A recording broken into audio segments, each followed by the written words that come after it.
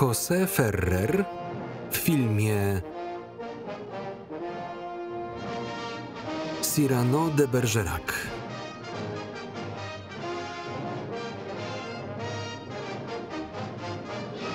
W pozostałych rolach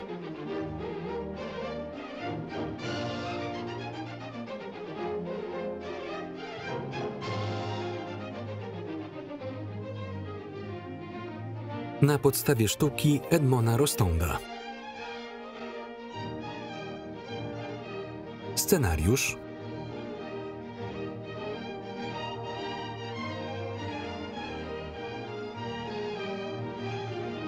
muzyka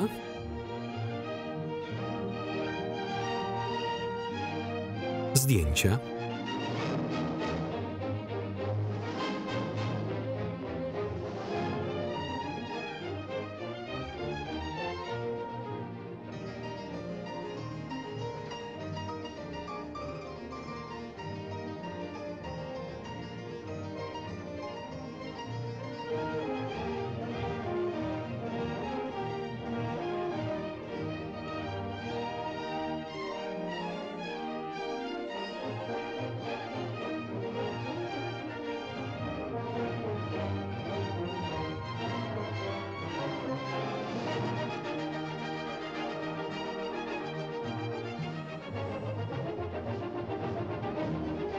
reżyseria.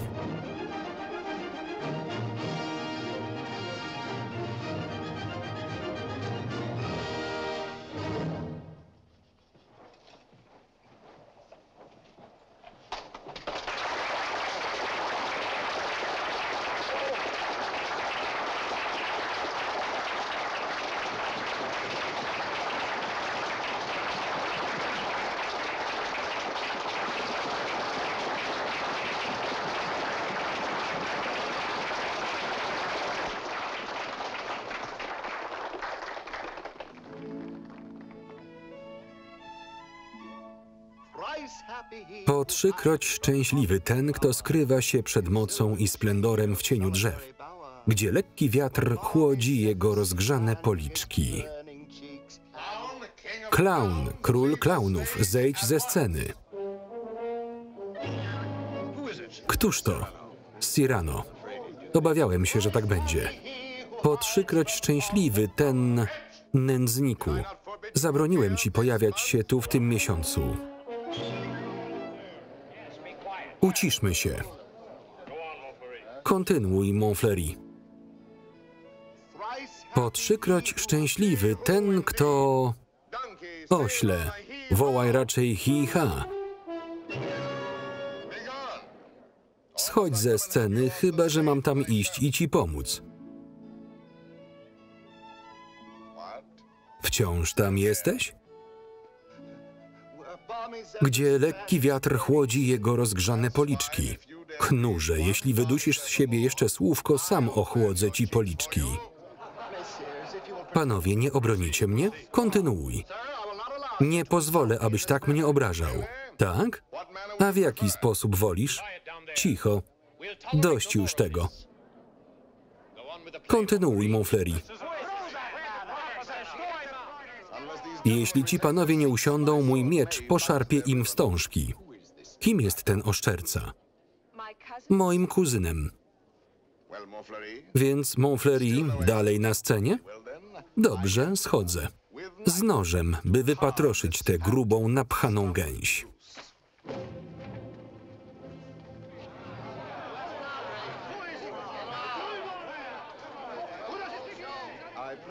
Proszę, nie zbliżajcie się do pochwy, bo może wam wystawić miecz.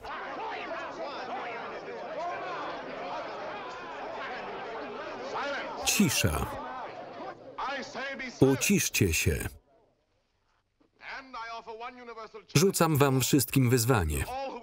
Wszyscy, którzy chcą zginąć, niech podniosą rękę.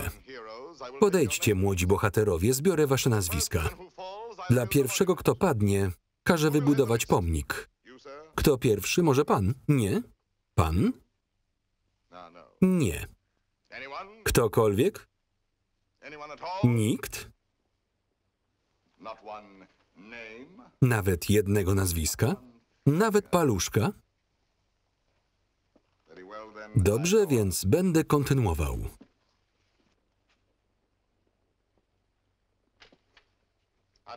Słuchaj mnie uważnie, grubasku. Klasnę dłońmi 3 razy.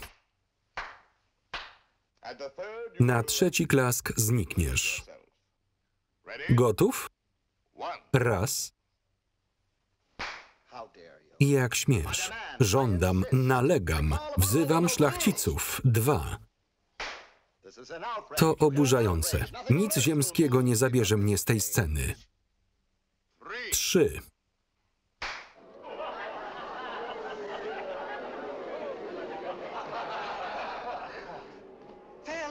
Panie i panowie,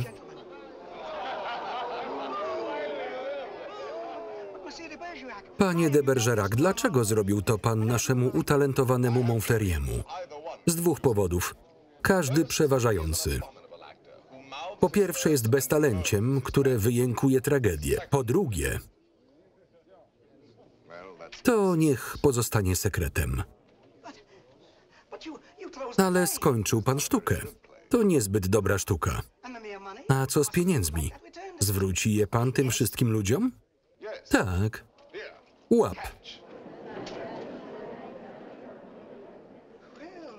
Drogi panie, jesteś uprawniony do przerywania sztuk co wieczór. Pod tymi warunkami. Panie i panowie, zwrócimy wam koszty. Proszę o ciche opuszczenie sali. Dobrej nocy.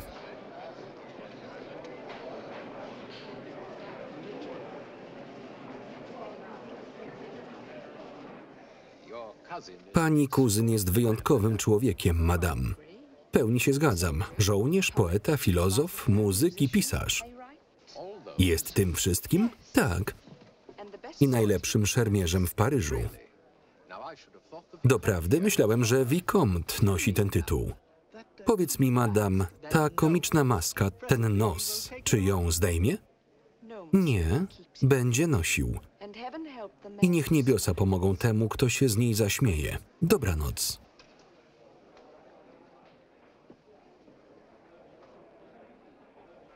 Proszę pana. Kiedy pan opuszcza Paryż? Słucham.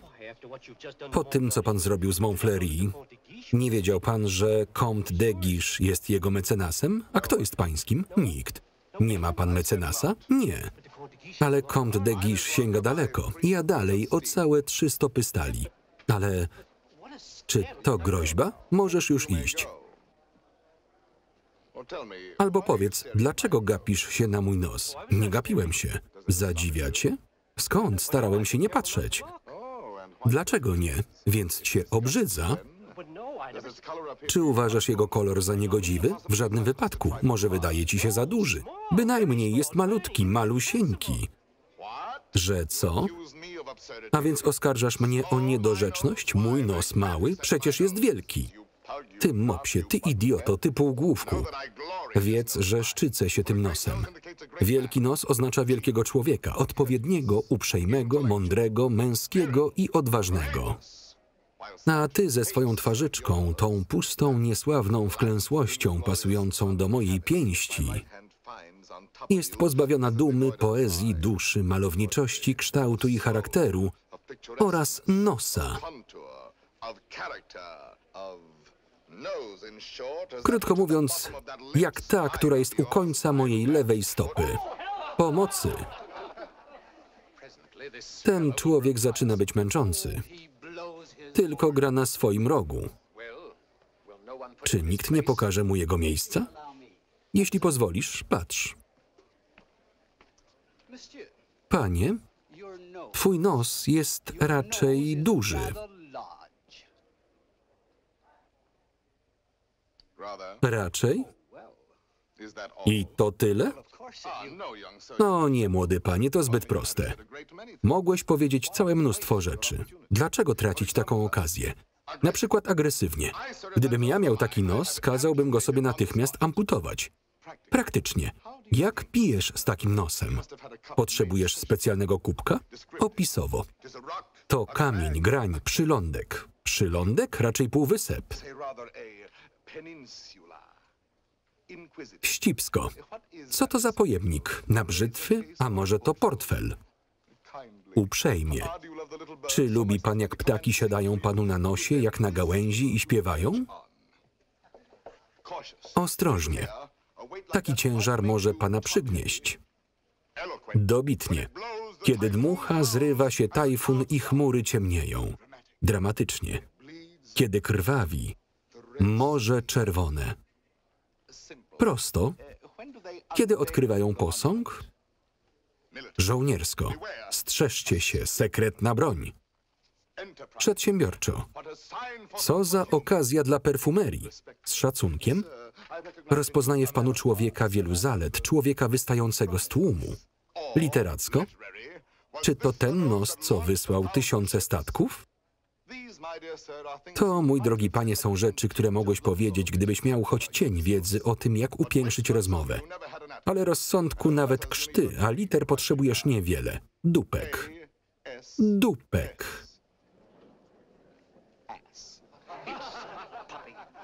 Ty, panie, ciołek, kmiotek, głupiec. Bardzo mi miło. A ja Cyrano Savinien Hercule de Bergerac. Chodź, Vicomte. Co za arogancja. Toż to strach na wróble. Patrz na niego, żadnych wstążek, nawet nie ma rękawic. Prawda? Ozdoby noszę tylko na duszy. To czyny raczej, nie wstążki. Okryte mym dobrym nazwiskiem, ukoronowane pióropuszem wolności, ale nie mam rękawic. Miałem ostatnią parę, ale zgubiłem. Nie zdara ze mnie. Pewien dżentelmen zaoferował mi jakieś z zuchwałością. Zostawiłem je na jego twarzy. Niech tak będzie. Zginiesz kunsztownie. Poeta. Skoro tak mówisz. Kiedy będziemy walczyć, ułożę dla ciebie balladę i na końcu refrenu ciach. I padniesz trupem. Ach tak. Właśnie tak.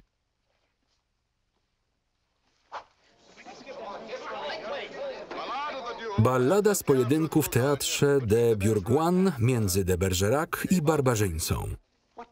Co chcesz przez to powiedzieć? To tytuł. Przestańcie, dajcie mi dobrać rym.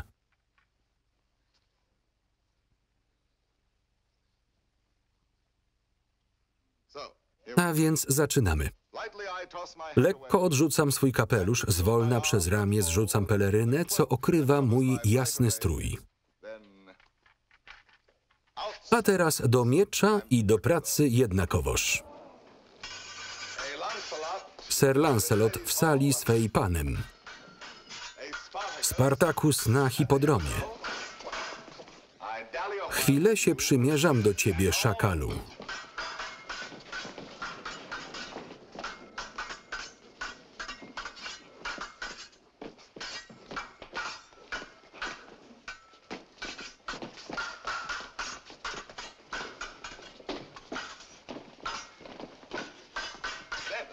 Jak zbliżam się do końca refrenu, a masz.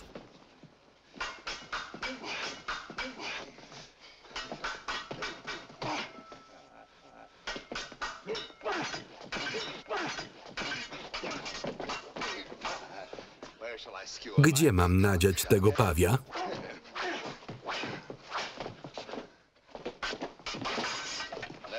Lepiej dla ciebie, gdybyś uniknął tej awantury. Tu w serce, tu we wstążki, szczęśliwie w brzuch pod jedwabnym szalem.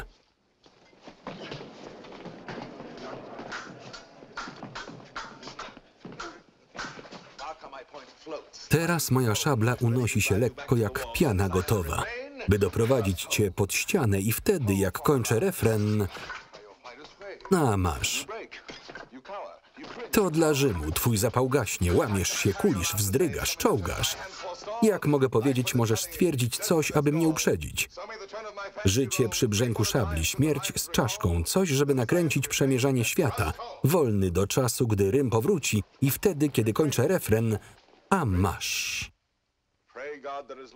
Refren, książę, módl się do Boga nas wszystkich, oczyść duszę, bo twój czas nadszedł. Unik. Rzucę cię na bok, żmijo, i wtedy, jak skończę refren,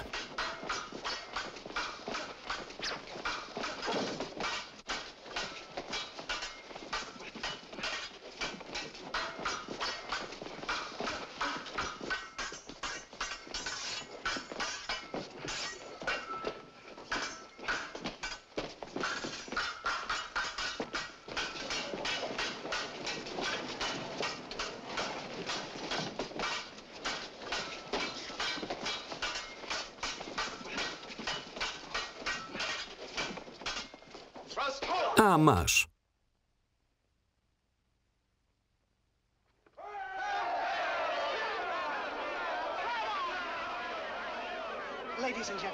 Panie i panowie, proszę, przedstawienie już się skończyło. Kurtyna, ale zostawiamy światła. Dzisiaj przygotowania do nowej komedii. Czekaj. Albo oglądasz walkę, albo się rujnujesz, jeśli ich słuchasz. Pomyśl, jakich wrogów sobie narobiłeś. Montfleury, Vicomte, jeśli żyje. Wszyscy ci fircykowaci markizi. Comte de Guiche. Ten polityk. To bratanek kardynała. Tam jest władza. Tu też. Młody głupcze. Bierz ze mnie przykład. Kapitan od 20 lat, a inni, którzy wiedzą jedynie, jak rozlokować ich siły w sądzie, teraz wymachują laską marszałkowską. Ciebie też kiedyś pomszczę. Jesteś niemożliwy. Chodź, idziemy na kolację. Nie, ja nie. Dlaczego? Nie mam pieniędzy. A ta sakwa złota? Ojcowska odprawa. Ile masz do końca miesiąca? Nic. Głupiec z ciebie. Tak, ale cóż to była za chwila? Przepraszam, monsieur. Mężczyzna nigdy nie powinien być głodny. Mam tutaj wszystko, proszę. Drogie dziecko, nie mogę naginać swojej gaskońskiej dumy, aby przyjąć taką uprzejmość. Obawiam się jednak, że sprawię ci ból, jeśli odmówię. Wezmę coś. Winogrono. Tylko jedno. Szklankę wody, czystej.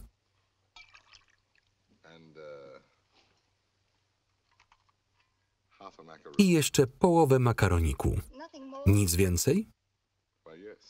Ależ oczywiście, twą rękę do ucałowania.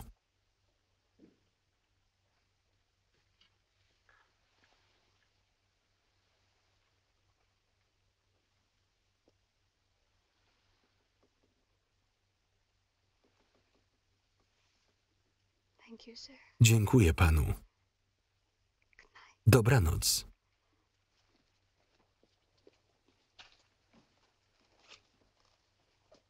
Idiota. Kolacja, picie,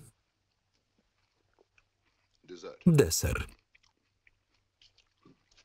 Boże, ale byłem głodny. Powiedz mi, dlaczego tak bardzo nienawidzisz tego Montfleury? To bardzo zły aktor. A jaki jest prawdziwy powód? To gruba świnia, co nie może objąć brzucha rękoma, a wciąż chce być rozchwytywany przez kobiety. Wzdycha i marnieje, robiąc ładną minę do złej gry. Nienawidzę go od dnia, kiedy śmiał uśmiechnąć się do... Przyjacielu, zdaje mi się, że widziałem wielkiego ślimaka na kwiatkach. Że co? Czy to możliwe? Żebym kochał? Kocham. Kogo, jeśli mogę wiedzieć?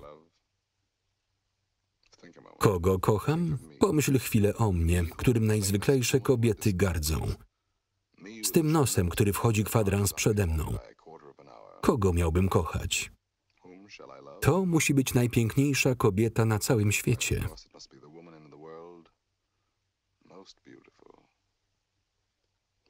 Najpiękniejsza? W moich oczach. Niezrównanie. Czekaj. Twoja kuzynka Roxanne. Tak. Roxanne. Więc skoro ją kochasz, powiedz jej to. Drogi przyjacielu, spójrz na mnie i powiedz, ile nadziei pozostaje dla mnie z tą wypukłością. Już się nie łudzę. Czasami łagodnieję, chodząc samemu wieczorem przez ogród pełen kwiatów w życiodajnym deszczu. Mój biedny, wielki diabeł nie nos wdycha zapachy kwietnia i śledzę oczami jakąś parę, jak mijają kłębki srebra. I czuję się jakoś...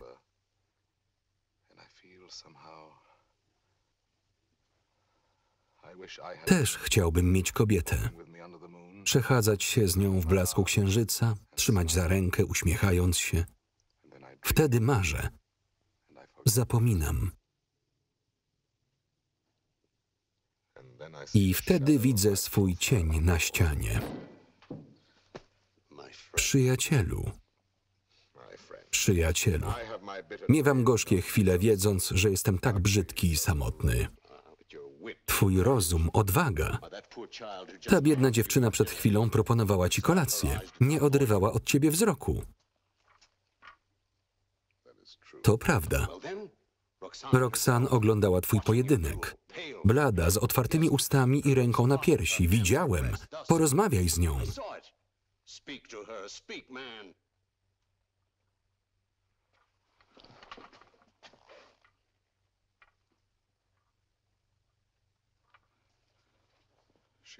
Wyśmieje mnie. A to jedyna rzecz na świecie, jakiej się obawiam. Przepraszam, Monsieur, pewna pani na zewnątrz pragnie cię widzieć. Monsieur? Opiekunka. Mam dla pana wiadomość od pewnej pani. Pragnie wiedzieć, kiedy i gdzie mogłaby się spotkać z panem na osobności. Chce ci powiedzieć pewne rzeczy. Pewne sprawy. Chce się widzieć ze mną? O świcie jedziemy na mszę do Saint-Loup, a potem gdzie pan sugeruje? Więc gdzie? Właśnie, gdzie? Myślę sobie i... Gdzie? W sklepie Ragenu. Tak, właśnie, Ragenu. Na jakiej ulicy? Na Saint-Honor. O 7:00 tam, a póki co żegnam.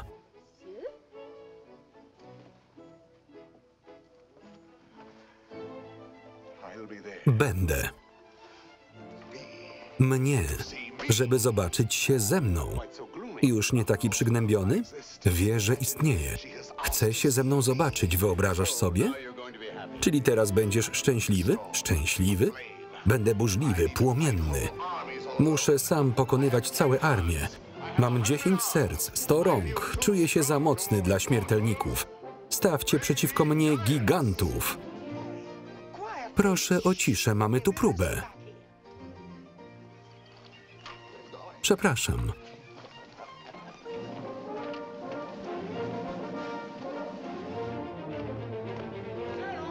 Cyrano? Dzięki Bogu wciąż tu jesteś. Co się stało? Boję się wrócić do domu. Dlaczego? Pamiętasz te komizmy o kościele, które napisałem? Wynajął zbirów. Setka czeka na mnie w drodze do domu. Pobiją mnie. Proszę, czy pozwolisz mi spędzić noc u ciebie? Setka? Tylko tylu? Ragano, jedziesz dzisiaj do domu. Ale oni są uzbrojeni, to zabójcy. Weź latarnię i prowadź. Będę tym, który odprowadzi cię do twojego sklepu. Ty nie idziesz, nie chcę pomocy od ciebie. Nawet do setki zgłupiałeś? Właśnie takich proporcji potrzebuję. Będziesz ryzykował dla tego piekarza? Po pierwsze dlatego, że ten piekarz jest moim przyjacielem. Po drugie jest poetą. A po trzecie, jeśli temu piekarzowi coś się stanie, to jutro o 7:00 rano jego sklep będzie zamknięty. Dobranoc.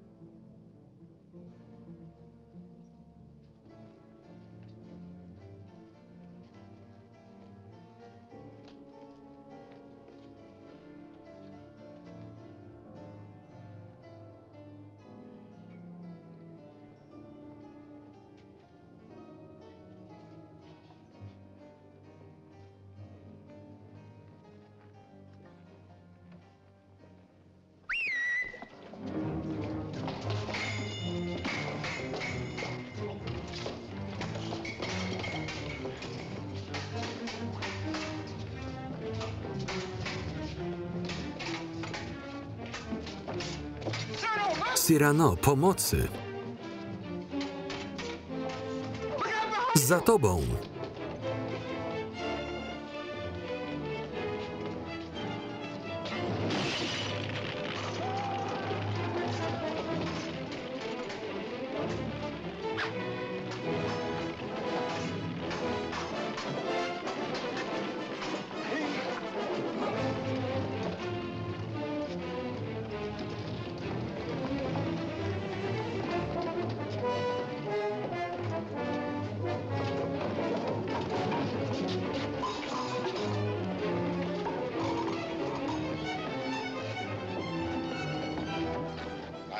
Oszukano mnie. Tu nie ma setki.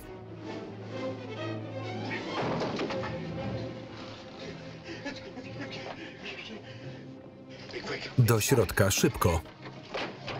Zarygluj drzwi.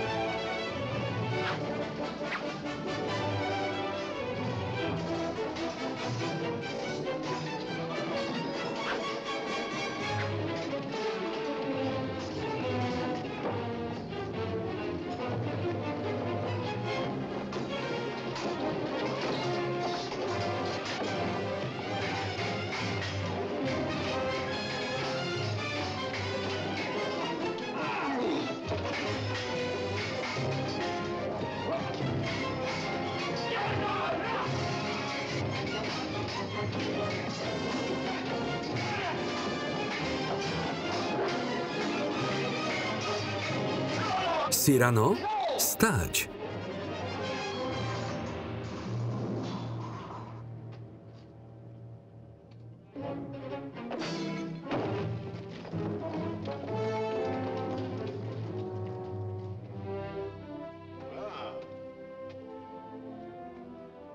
Jak się czujesz? Przyjemnie ożywiony. Chodź, znam pewną knajpę niedaleko stąd. Gdzie Ragenu? Ragenu? Ragenu, chłopcze, wyjdź, już wszystko dobrze. Czy to koniec? Tak. Naprawdę tak szybko? Gdybym tylko i ja miał swój miecz. Ilu zabiliśmy? Chyba 8. 8?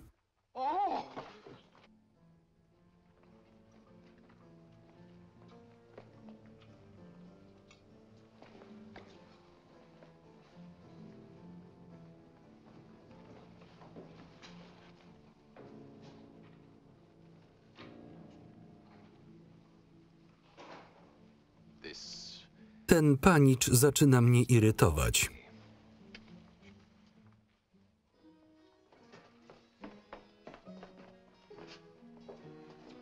Nie. Sos i mięso muszą współgrać. Więcej nagietku i tymianku. Potrzebny ci twardszy wypiek. Ten prawie wyciekł. Cyrano? Wejdź, jedz. Która godzina? Jeszcze nie 7, proszę. Mężczyzna bez śniadania jest jak... nie. Czyżby zmieniła zdanie? Nie odważyłaby się. Byliśmy wczoraj wspaniali i w teatrze też. I kiedy kończę refren... Kiedy przyjdzie, gdzie możemy porozmawiać bez rozproszenia? Gdziekolwiek chcesz. Mój sklep jest do twojej dyspozycji. Mała jadalnia jest całkiem romantyczna. A masz. Znikaj już. Przyjechała?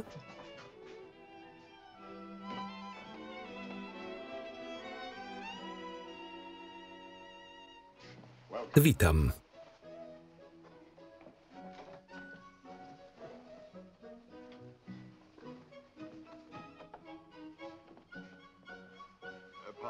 Przepraszam na chwilkę. Jak ze strawnością? Wyśmienicie.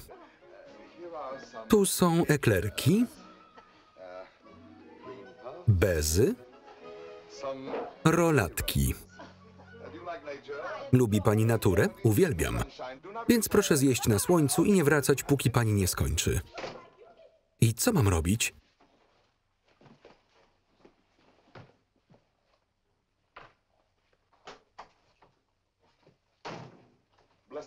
Szczęśliwa ponad inne ta godzina, w której przypomniałaś sobie o moim istnieniu i przybyłaś powiedzieć mi, co? By powiedzieć ci, że... Zanim odważę się powiedzieć ci, czy wciąż jesteś dla mnie takim starszym bratem, jak wtedy, kiedy byliśmy dziećmi, kiedy bawiliśmy się przy stawie w starym ogrodzie? Bergerac, piękne lata. Robiłeś miecze z pałek wodnych, a ty mniszki jak złote włosy. Wtedy mogłam powiedzieć ci, co tylko chciałam, a ty robiłeś, o co tylko prosiłam. Mała Roxanne, słodka dziewczyna w krótkich sukienkach i o długich włosach. Byłam ładna? Nadzwyczajnie. Czasami, kiedy upadłeś lub zraniłeś się w rękę, przybiegałeś do mnie, a ja byłam jak matka i mówiłam niskim głosem, co tam sobie zrobiłeś, daj mi zobaczyć. Daj zobaczyć. Wciąż? W twoim wieku? Bawiłem się z dużymi chłopcami na placu Denon. Podejdź. Taka mądra, młoda matka. Jak będę zmywać krew, powiedz, z iloma się bawiłeś. Z około 100. 100? Mniej więcej. Niemożliwe. Nie. Powiedz, co miałaś mi powiedzieć, jeśli śmiesz. Myślę, że śmiem. Wydaje się, jakby te szczęśliwe dni były dawno temu. Tak, śmiem. Słuchaj, kocham kogoś. Tak? Kogoś, kto o tym nie wie. Kogoś, kto też mnie kocha, ale boi się i trzyma się z daleka i nigdy nie piśnie ani słówka. Podaj rękę. Jaka gorąca. Tak, kocha mnie, jestem tego pewna. Tak. I też jest żołnierzem. W twoim pułku, w twojej kompanii. Tak? Co za mężczyzna. Jest dumny, szlachetny, młody, odważny i piękny. Piękny? O co chodzi? O nic. To moja ręka. Kocham go. To tyle. I nie widziałam go nigdzie indziej, tylko w teatrze. Nigdy nie rozmawialiście? Tylko sercem. Więc skąd ta pewność? Ludzie obgadują ludzi i słyszę różne rzeczy. I wiem. Mówisz, że jest w straży? Jak się nazywa? Baron Christian de Neuvillette. Znasz go? Nie służy w straży. Służy od zeszłego tygodnia. Dopiero co przyjechał do Paryża z Normandii. Tak szybko tracimy rozum. Monsieur de Bergerac, już wszystko zjadłam. To teraz proszę iść się przejść. Drogie dziecko, kochasz jedynie słowa, rozum, poezję.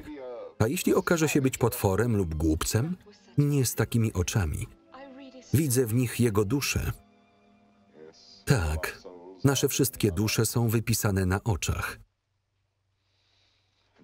To chciałaś mi powiedzieć? Nie widzę powodu dla tej tajemniczości. Mówią, że w twoim towarzystwie, to mnie przeraża, jesteś cały gaskoński. Kłócimy się z każdym obcym, który się wtrąca. To słyszałaś? Boję się o niego. Nie bez powodu. Ciebie ludzie szanują i boją się. Mam bronić twojego małego barona? Zrobisz to? Tylko dla mnie, bo zawsze byłam twoją przyjaciółką. Tego ode mnie żądasz? Będziesz dla niego przyjacielem? Będę. I nigdy nie pozwolisz mu walczyć w pojedynkę? Nigdy. Obiecujesz? Obiecuję. Dziękuję. Wiedziałam, że mogę na tobie polegać. Muszę już iść.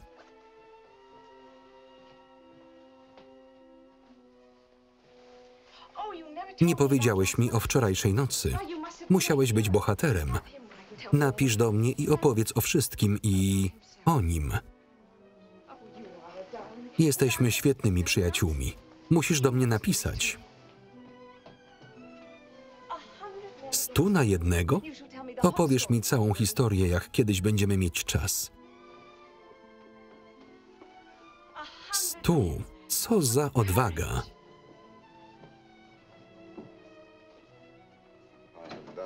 Mam większe osiągnięcia.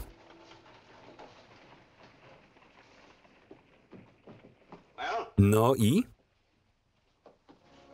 Chodźmy stąd. Ale cała kompania już tu idzie. Powiedziałem im o wczorajszej nocy, są rozradowani. Oto i oni. Musiałeś? Może uda mi się ich zatrzymać. Nie kłopocz się.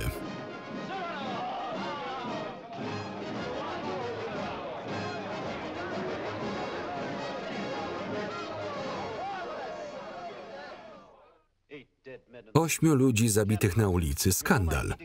Oby moje rozporządzenie w sprawie pojedynków prędko zostało wprowadzone w życie. Chcę wiedzieć, kto jest odpowiedzialny za tę wczorajszą burdę. Rozumiem, Eminencjo. Dobrze. Mam informację, która może cię zainteresować. Wydaje się, że nasz rozejm z Hiszpanią nie potrwa długo. Moje pułkownictwo? Twój awans jest przygotowany. Dziękuję, wujku. Jeszcze jedno. Wczoraj w teatrze ten pojedynek z Rymem i ten strażnik z nosem. Bergerac, ten niemożliwy Gascon. To, jak potraktował Montfleury, arogancja, z jaką przerywa sztuki, to będzie cud, jeśli Vicomte przeżyje. Co z nim zrobisz, Eminencjo? Ja nic. Myślałem, że zostawię to tobie. Mnie? Tak. Umieść go gdzieś w służbie z małym dodatkiem. Wyglądał jak obdarty. Ale, Eminencjo, przecież nie znosisz pojedynków. Oczywiście, że tak. Dlaczego mu nie zapobiegłeś? Dużo bardziej wolałbym, gdyby ten de Bergerac żył pisząc, a nie umierał od miecza. Zgodzisz się, Antoine? Całkowicie, Eminencjo, całkowicie. I jak kończę refren. A masz.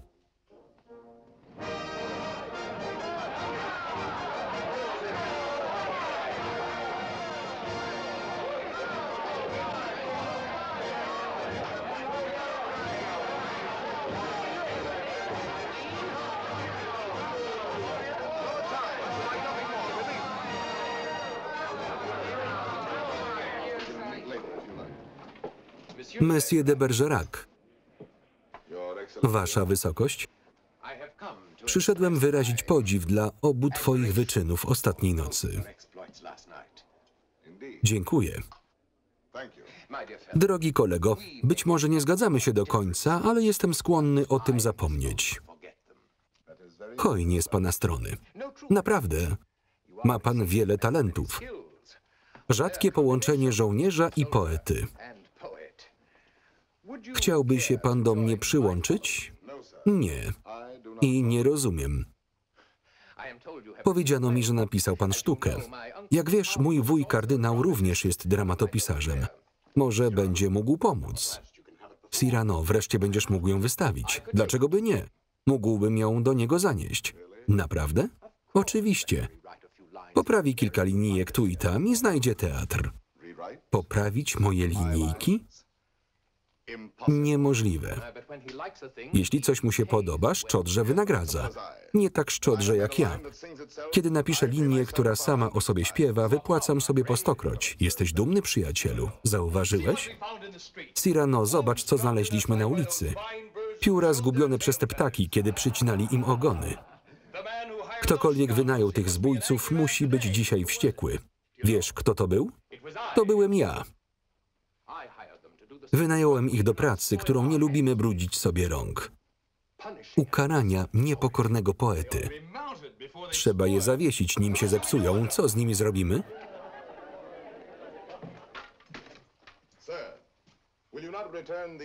Panie, czy zwróci je pan swoim przyjaciołom? Czytałeś Don Kiszota?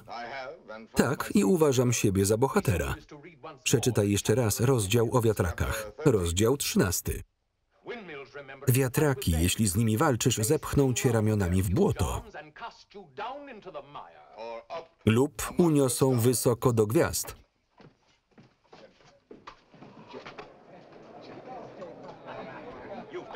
Teraz to sobie narobiłeś. Zbiłeś fortunę. Był skłonny zapomnieć, a ty znowu ględzisz. Ten twój najnowszy styl. Niszczysz każdą okazję, jaka ci się prezentuje. To już przesadne, więc przesadzam. Są pewne rzeczy na tym świecie, które człowiek robi przesadnie. Ta twoja niezależność, białe pióra. Jak masz zamiar odnieść w życiu sukces? Co mam robić? Szukać opieki wielkiego człowieka i jak ciągnące się winorośla na wysokim drzewie piąć się do góry, gdzie nie mogę być sam? Dziękuję, ale nie. Być bufonem, co nikczemnie próbuje wycisnąć uśmiech z jakiejś kamiennej twarzy? Nie, dziękuję.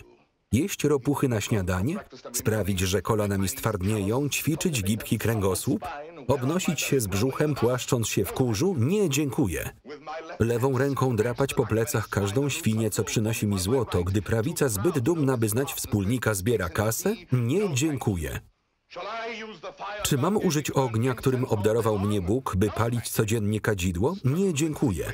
Próbować wmieszać swoje nazwisko do kolumny gazet, kalkulować, knuć, bać się, kochać bardziej odpowiedzialnie niż poezję? Gonić znajomości, przysługi, wpływy? Nie, dziękuję. Nie, dziękuję i jeszcze raz dziękuję. Ale żeby śpiewać, śmiać się, marzyć, kroczyć swoimi ścieżkami, wolny z oczami czystymi, aby widzieć rzeczy takimi, jakimi są. Głos, co oznacza męstwo. Ranić się w rękę, kiedy chcę. Słowa tak, nie. Walczyć, pisać, ale nigdy nie zmyślać linii, których nie słyszałem w sercu. Przemierzać wszystkie drogi pod słońcem i gwiazdami. Nie dbać o sławę czy przyszłość. Kłamać jak popadnie, jednak ze skromnością mówić: moja dusza nasyci się kwiatami, ziołami, nawet cierniami, ale zbieraj wszystko w ogród, który nazywasz swoim.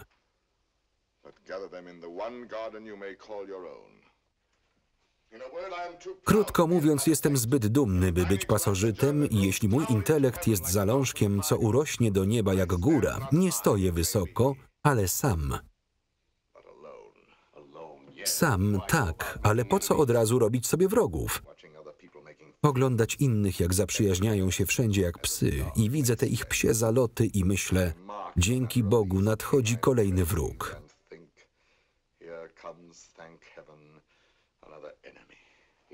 Tak, powiedz to całemu światu, a potem powiedz mi, że ona cię nie kocha.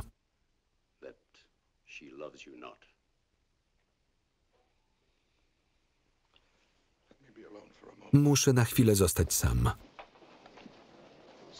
Cyrano, zaczekaj, opowiedz nam o swojej walce. Niebawem. Teraz, opowiadaj. Daj mu spokój, będzie jeszcze czas. Chcę ją teraz. Jako przykład dla tej kijanki wymykającej się właśnie przez drzwi. Hej, ty! Mówisz do mnie?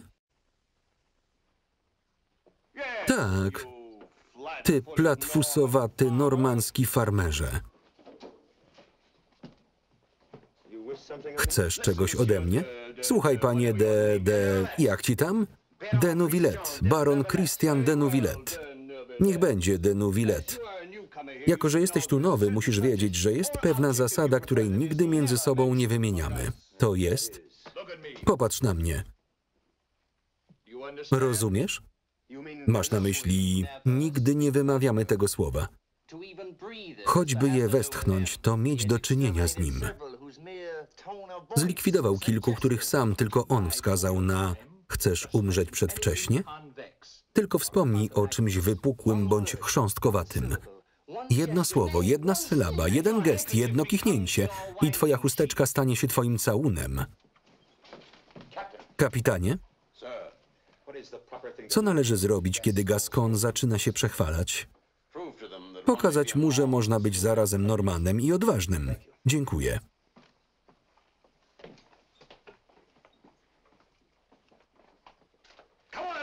Dawaj, Cyrano, twoja opowieść. Gdzieżby tu zacząć? Szedłem z gospodarzem na spotkanie szmatławców, nie wiedząc, gdzie mogą zaatakować. Żadnego światła w tych ciemnych zaułkach. Bez księżyca na niebie. Wszędzie ciemno. Było tak ciemno, że nie było widać czubka mojego nosa.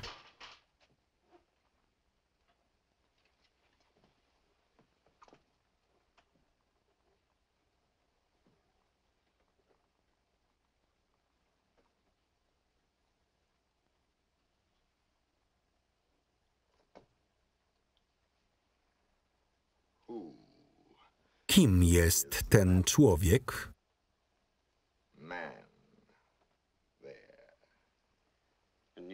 Nowy rekrut. Przyjechał w zeszłym tygodniu. Rekrut, tak? Nazywa się Christian de Neuvillette.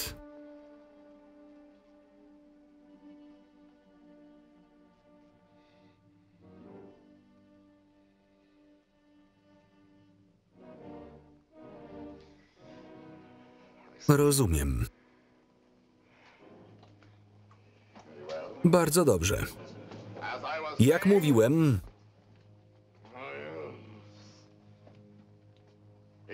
zrobiło się ciemno.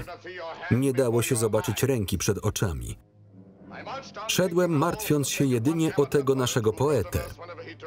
Miał pełny nos. Kiedykolwiek przejmował inicjatywę i mógł przeciwstawić się niebezpiecznym ludziom, jeden zdolny, abym zdecydował, przepłacił. Pomyślałem, dlaczego wtykam nos?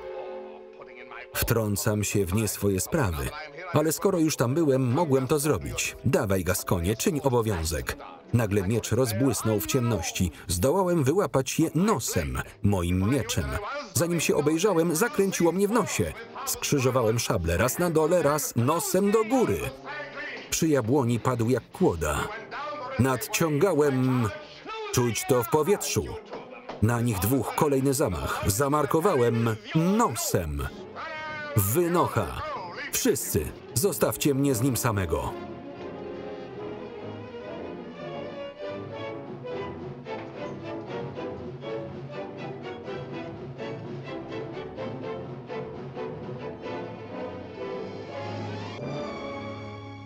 W ramiona, paniczu, jesteś odważny. To mnie raduje. Dlaczego? Nie wiesz, że jestem jej bratem? Czyim? Roxanne. Bratem? Ty? Kuzynem, ale to prawie to samo. A więc powiedziała ci wszystko. Kocha mnie? Być może. Mój drogi panie, cóż mogę powiedzieć, to zaszczyt. Raczej niespodziewany. Wybacz mi. Gdyby pan wiedział, jak bardzo go podziwiam. A ta gadanina z nosem? Przepraszam. Roxanne oczekuje na list. Ode mnie? Tak. O nie, jak napiszę, to wszystko zrujnuje. Jakikolwiek uczeń napisałby do niej czulej niż ja. Jestem głupcem. Nie zaatakowałeś mnie jak głupiec. Burdę może wywołać każdy. Nigdy nie brakuje mi słów dla mężczyzn, ale z kobietami zatyka mnie, głupieje. Jestem jednym z tych jąkających się idiotów, co nie potrafią dogadzać kobiecie. Naprawdę? Mi się zdaje, że gdybym miał szansę i przyłożyłbym się, wyszłoby mi to całkiem nieźle. Gdybym tylko miał do powiedzenia takie rzeczy jak tutaj. Gdybym był tak przystojny jak ty, razem moglibyśmy być wielkim bohaterem romantycznym. Gdybym tylko miał twoją mądrość. Pożycz ją więc. Co? Powiedz, czy powtarzałbyś jej moje słowa, które codziennie bym ci przekazywał? Wysyłał jej listy, które ja piszę? Tak, żeby się nie rozczarowała. Chodź, zdobędziemy ją razem, dla ciebie. Dlaczego, Cyrano? Dlaczego nie, Christian? Boję się, że jak będziecie na osobności, to ją stracisz. Nie bój się, ona kocha cię. Daj jej siebie, wylej słowa, moje słowa, na twoje usta. Zrobisz to? Czy to tak wiele dla ciebie znaczy? To oznacza komedię, sytuację dla poety. Będziemy współpracować? Będę twoim cieniem, zaczarowanym mieczem, pierścieniem do zaczarowania pięknej księżniczki. Myśl, czy nagroda nie jest warta wysiłku? Mój przyjacielu, przyjacielu, weź me serce, całe jest twoje.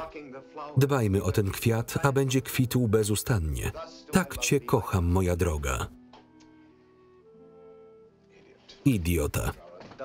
Jest tuzin sposobów na przeczytanie tego wersu. Daj mu wyraz, jakikolwiek. Tak, kocham cię.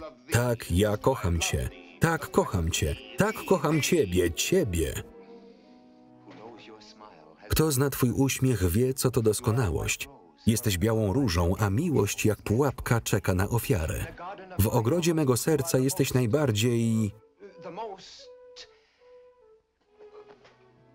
najpiękniej pachnącym kwiatem. Jak kruche drzewko pragnące deszczu, jak orzeł przeszukujący nieba, jak fala biegnąca ku brzegowi, tak moje serce pragnie twego. Dobrze. Zaczynasz władać słowem. Mam już dosyć słów. Są twoim orężem. Jak inaczej ją zdobędziesz? Ale kiedy? Na północy trwają walki, lada dzień powołają oddział, a ja nawet jej nie pocałowałem. Cierpliwości, mój chłopcze. Byłem cierpliwy. Ona częściej widuje Comte de Guiche aniżeli mnie. Pogrywa sobie ze mną. Robi ze mnie głupca. Niemożliwe. Skąd wiesz? Cyrano, masz jej zaufanie. Mógłbyś się popytać.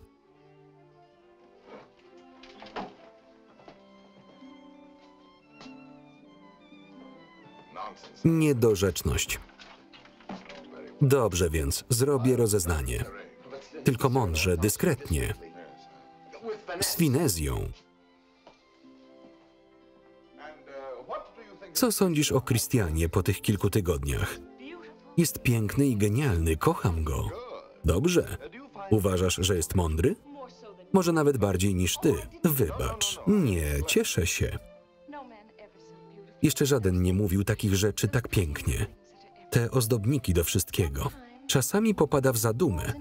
Inspiracja go zawodzi i właśnie wtedy mówi coś całkowicie...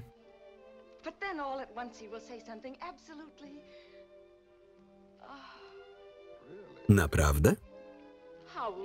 Uważasz, że jak mężczyzna ma ładną twarz, to musi być głupcem? Niekoniecznie. Mówi dobrze o sprawach sercowych? Nie mówi. Wygłasza rapsodię. Marzy. Dopiero ostatniej nocy powiedział mi tak, improwizując, miej to na uwadze. Weź me serce, całe jest twoje. Dbajmy o ten kwiat, a będzie kwitł bezustannie. No i? Może być. Dobrze pisze? Wyśmienicie. Słuchaj. Wiedząc, że masz dla mnie więcej miłości niż mogę znieść. Najpierw ma za dużo miłości, a potem za mało? Ile miłości potrzebuje? Zgrywasz się, jesteś zazdrosny. Zazdrosny? Tak. Wszyscy poeci są tacy sami. Ośmielisz się skrytykować te wersy? Uwierz jedynie, że tylko do ciebie tęskni moje serce. Ręka pisze więcej niż możesz przeczytać. Wysyłam pocałunki przez koniuszki palców. O pani, czytaj mój list swoimi pięknymi ustami. Tak, w tych ostatnich wersach trochę przesadza. Posłuchaj tego. Znasz je wszystkie na pamięć? Każdy jeden. Schlebiasz mu. Jest mistrzem. Nie przesadzajmy. Tak, mistrzem. Dobrze, skoro tak twierdzisz. I kiedy obdarzysz go wiankiem? Ile poezji musi ten nowy Herakles wygłosić? Nie wiem. Przyjacielu, wy mężczyźni rządzicie światem. Kobieta jest co najwyżej nagrodą, zdobyczą, traktowana jak koń czy pies, jak gruszka czy piękność ciała. Jeśli mam być własnością, to ja stawiam warunki i ustalam cenę według własnego uznania.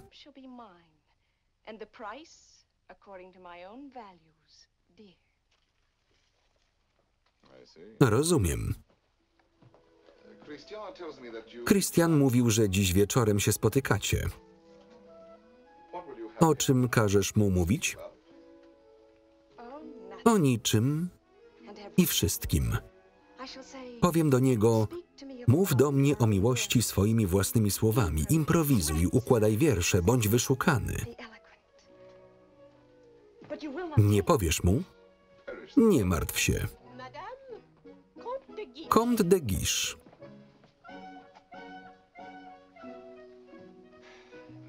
Pani? Panie? Pani? Panie?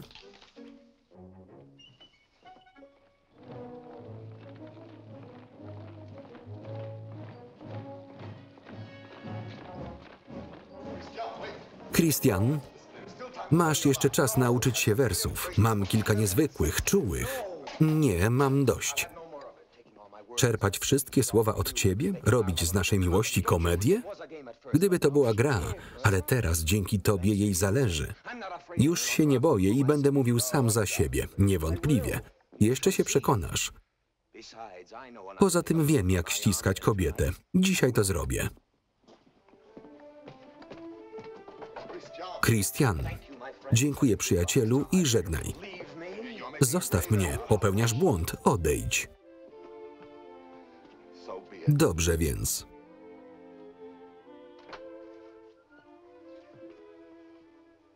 Christian, Roxanne. Cieszę się, że przyszedłeś wcześnie.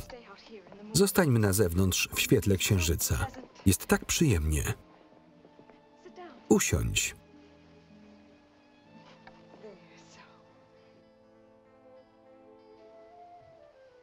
A teraz mów do mnie. Kocham cię. Tak, mów do mnie o miłości. Kocham cię. Bądź wyszukany, genialny.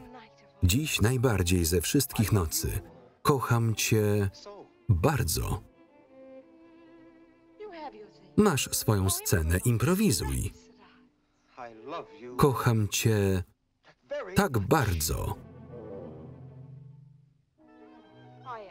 Proszę cię o krem, a jedyne co mi dajesz to woda i mleko. Powiedz najpierw, jak mnie kochasz. Bardzo. To wszystko, co czujesz? Twoje gardło. Gdybym mógł je ucałować. Christian, ale Roxanne, kocham cię. Powtarzasz się. Nie, nie kocham cię. Lepiej. Uwielbiam cię. Mówię od rzeczy. Rozczarowujesz mnie i jakbyś zbrzydł. Proszę, zbierz swoje marzenia i przelej je w słowa. Ja wiem, kochasz mnie, dobranoc. Czekaj, miałem powiedzieć, że mnie uwielbiasz? To też wiem, idź już.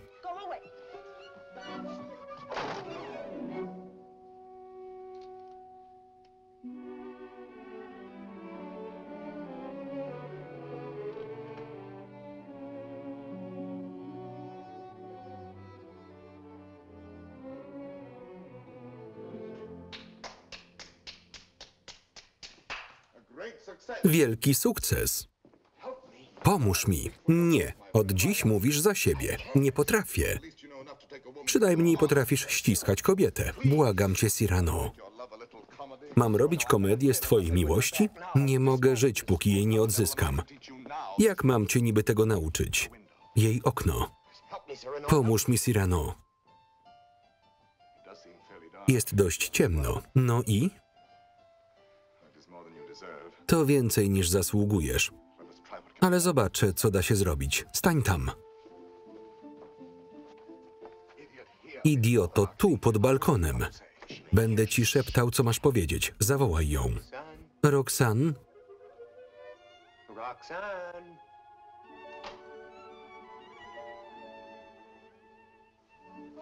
Kto tam? Christian. Znowu ty? Chcę ci powiedzieć... Nic nie mów, odejdź, proszę. Już mnie nie kochasz. Nie, już nie. Kocham cię po 100-kroć więcej. Lepiej. Miłość rośnie i miota się jak wściekłe dziecko, łamiąc mi serce, jego kołyskę. Lepiej, ale to niebezpieczny twór. Nie lepiej zdławić tego noworodka? Duszę go, ale on wciąż żyje. Przekonałem się, jak i ty się niebawem przekonasz, że ten noworodek to istny Herkules. Lepiej. Dość silny, by zadusić węże zwątpienia i dumy.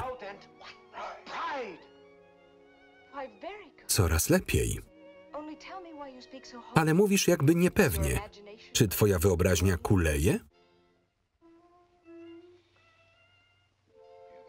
To się robi zbyt trudne. Wahasz się. Dlaczego?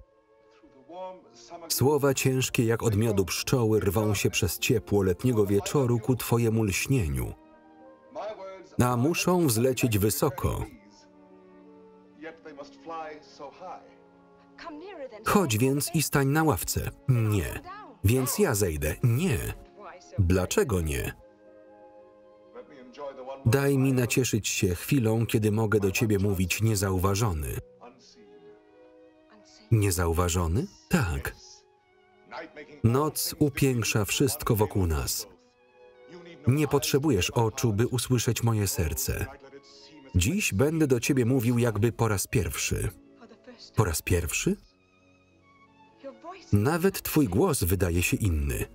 Dziś mam inny głos, mój własny, śmiały. Dlaczego śmiały? Bo czymże jestem, gdybym prosił o ciebie? Moje serce ukryło się za poezją i ckliwymi frazami. Czyż nie są miłymi wersami? Niewystarczająco dla nas obojga dziś wieczorem.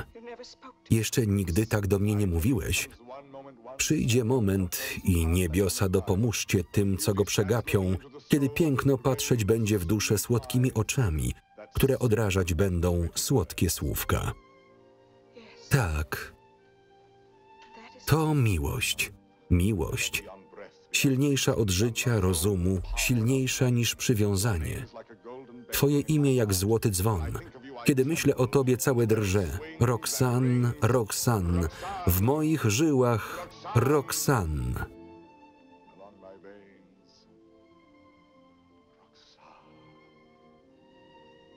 Tak. To właśnie miłość. Tak, to miłość. Ten powiew strasznego i zazdrosnego piękna, ciemny płomień, ta skrząca, oślepiająca muzyka. Ale możesz zabrać moje szczęście, aby być jeszcze szczęśliwszą, nawet jak nie będę o tym wiedział. Daj mi tylko usłyszeć z oddali śmiech twojego szczęścia. Czy już rozumiesz? Czy czujesz moją duszę na sobie w powiewie ciemności? Tylko dziś odważyłem się powiedzieć ci te rzeczy. To mój głos słyszysz, to on sprawia, że drżysz tam w ogrodzie nade mną. Jak kwiat pośród liści drżysz i czuję to aż tutaj, po tej gałęzi jaśminu. Czy tylko podtrzymasz namiętność drżenia? Tak, drżę. I łkam, i kocham. Jestem twoja, sam to sprawiłeś.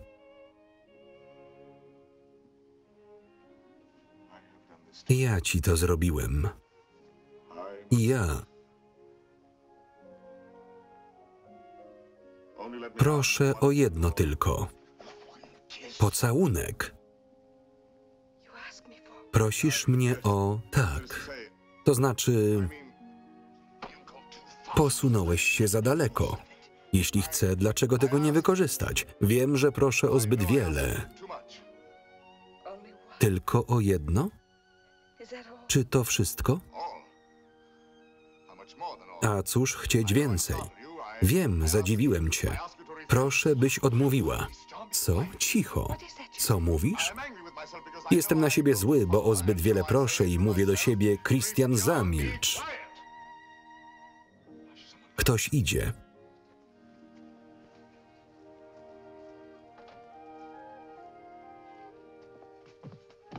Drogi panie, szukam domu Roxane Robin. To nie tu, idź w tamtą stronę. Dziękuję, panie. Odmówię za pana różaniec. Zdobędziesz mi ten pocałunek? Nie. Prędzej czy później.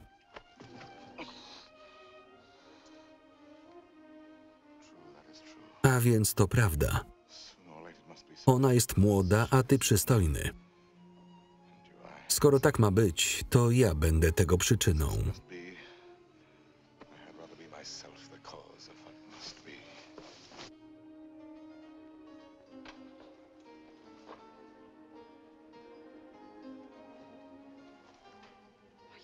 Jesteś tam jeszcze? Tak.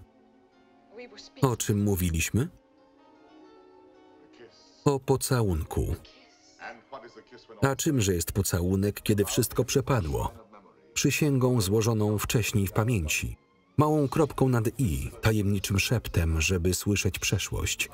Momentem wolnym od śmierci przy skrzydłach ptaków, błogosławieństwem, nową pieśnią śpiewaną przez dwa serca do starej, prostej melodii. Cicho. Dlaczego? Czego się wstydzić? Nie, to nie wstyd. Chodź więc. Zbierz swoje święte kwiaty. Zatrzymaj ten moment i wiele innych. Wspinaj się.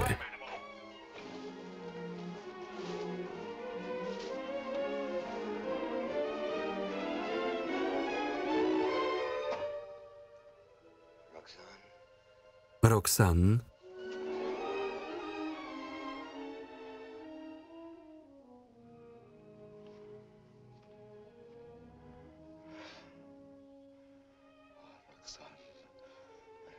Zdobyłem, czego pragnąłem. Ucztę miłości, a mimo to padam z głodu. Jednak mam coś, czego wcześniej nie miałem. Wypowiedziałem słowa, które ją zdobyły. Całuje moje słowa. Moje słowa. Ale jego usta.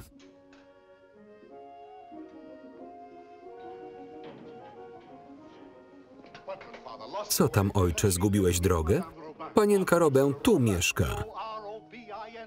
Usłyszałem Rolę. Nie, Robin. Już rozumiem. Za stary jestem, żeby ganiać dzikie gęsi. Moje stopy. Przykro mi, jestem pewien, że ktoś jest w domu. O co chodzi? Szukam panienki Rolę. Rolę? Robin. Panienko, list do pani. Słyszałam. Cyrano? Przechodząc, zauważyłem światło. Sprawa zbawienna dla duszy. Bardzo szlachetny pan dał mi to. Mój pułk ma dzisiaj rozkaz wyjścia na front. Nie pozwolę ci zwlekać ani chwili dłużej. Ten stary mnich udzieli nam ślubu. Twój Antoine de Guiche. Ojcze, list tyczy się ciebie. Panienko, kardynał zdecydował, mimo iż przeciwko twojej woli, dlatego wysyła ci ten list przez swojego najświętszego człowieka, mądrego i skromnego. Przekażesz mu rozkaz tu i teraz wykonać ceremonię zaślubin. Ty i Christian weźmiecie ślub prywatnie w twoim domu. W służbie kardynała przesyłam błogosławieństwo. Twój uniżony i tak dalej.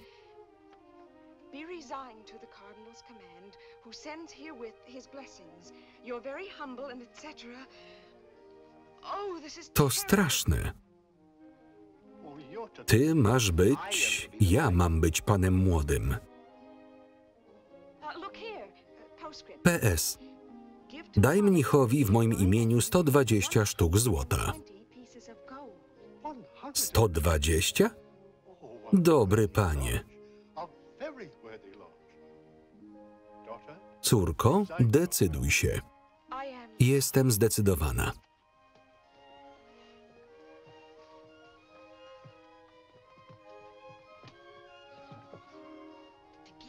De Guiche tu idzie. Nie daj mu wejść. Mam go nie wpuszczać, dopóki się nie pobierzemy, proszę.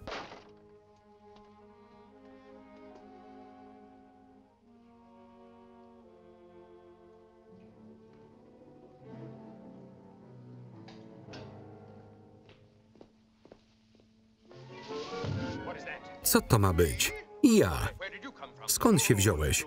Z Księżyca. Właśnie wróciłem z Księżyca. Wariat. Spadłem z Księżyca. Z Księżyca.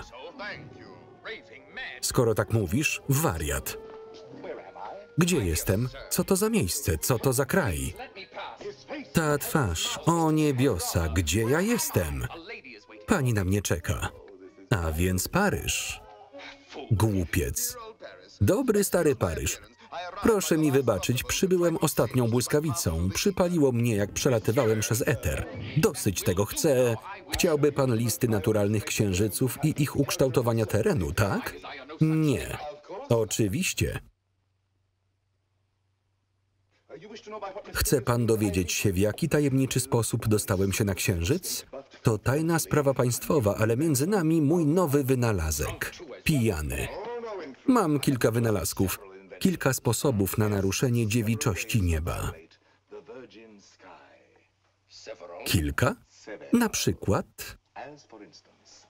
dym ma naturalną tendencję do unoszenia się. Napompuję nim balon tak, żeby mnie uniósł. Tak, to ma sens. Mógłbym skonstruować rakietę w kształcie gigantycznej szarańczy napędzaną saletrą z tyłu i dzięki temu lecieć do góry o tak. To też ma sens. Lub usadziwszy się na żelaznym talerzu, wyrzucę magnes w górę. Talerz ciągnie na magnesu. Ja go łapię i znów rzucam w górę i tak w nieskończoność. Świetnie. Której metody użyłeś? Żadnej. Jeszcze innej. Czyli?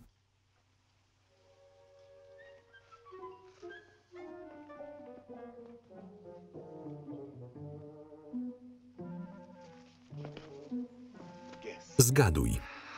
Nie potrafię. Spróbuj. Interesujący szaleniec.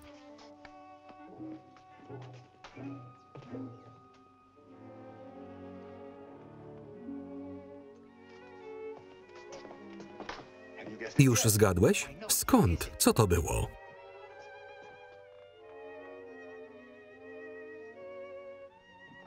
Nigdy się nie dowiesz, ale nie szkodzi. Jesteś wolny, a oni są małżeństwem. Poznaję ten głos i ten nos, Cyrano. Właśnie sobie przysięgli. Kto?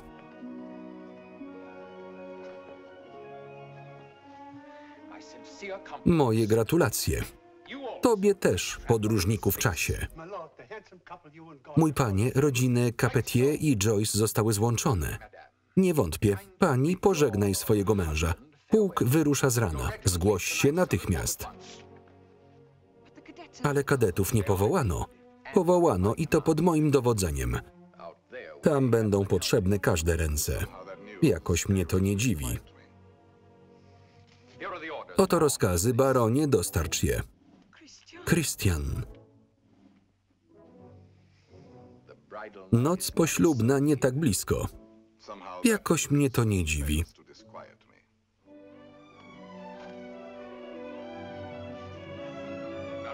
Baronie, masz rozkazy.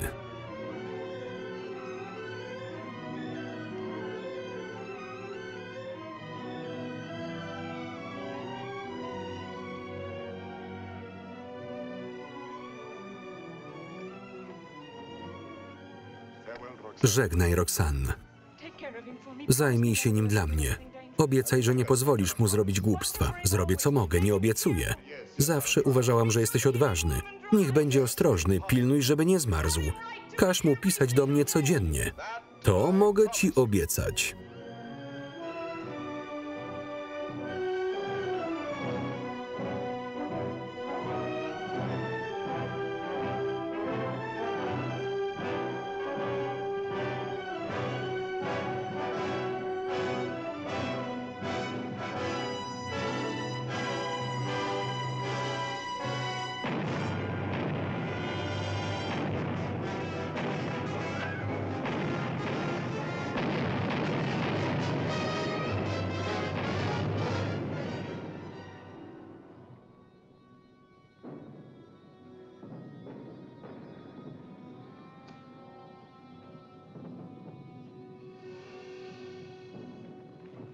Stać!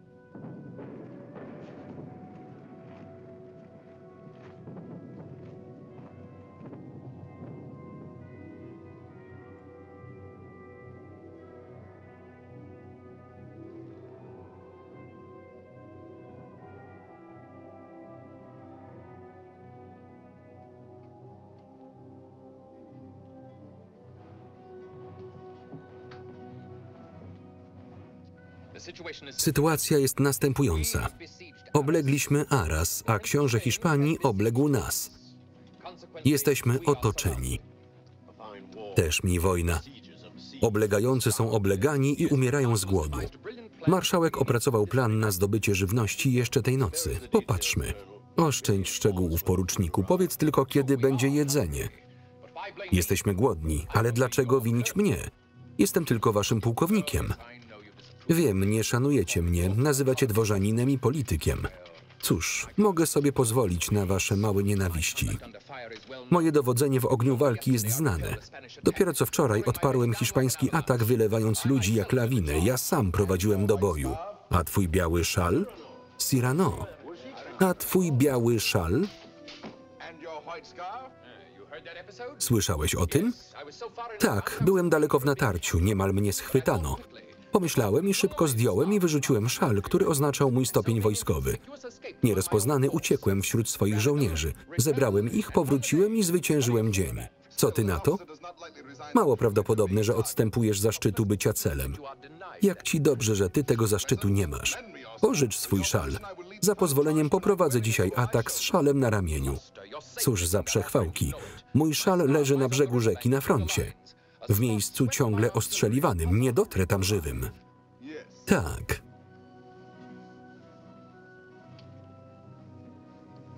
Proszę. Dziękuję. Kawałek białego materiału to dokładnie to, czego potrzebowałem. Wahałem się, ale dzięki tobie zdecydowałem.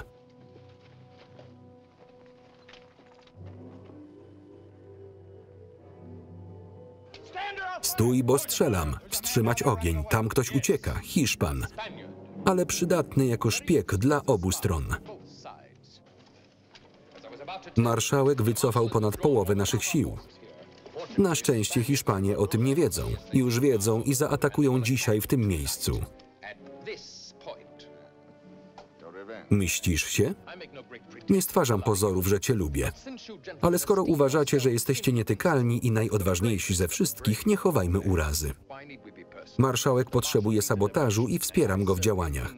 Ważne, by zdobyć czas i utrzymać się, póki marszałek nie wróci. Zdobyć czas? Będziecie ochoczo oddawać życie.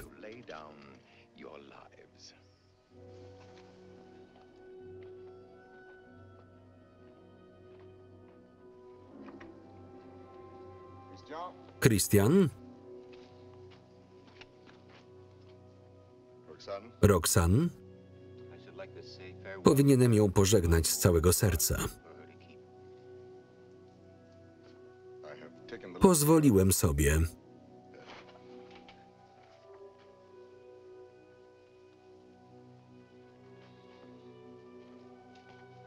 Czekaj. Ta mała plama. Łza? To nic. Poeta, kiedy pisze, jest jak kochanek w objęciach ukochanej. Wierzy, że jego wyobrażenia są prawdą. To magia pisania. Uczyniłem ten list tak wzruszającym, że sam przy nim płakałem. Płakałeś? Tak. Bo niedoniosłą rzeczą umrzeć, ale nie zobaczyć już jej, to jest straszne.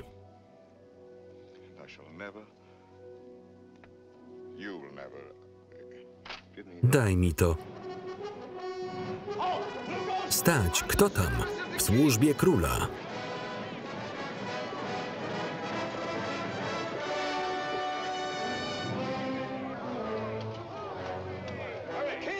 Król.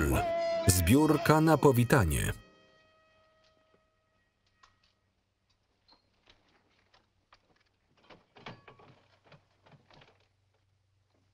Dobry wieczór. W służbie króla? Ty?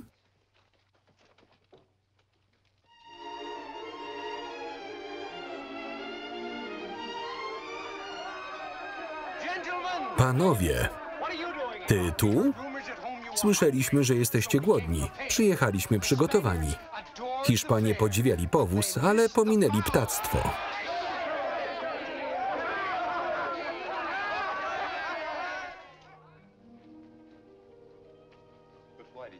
Dlaczego przyjechałaś tu w niebezpieczeństwo?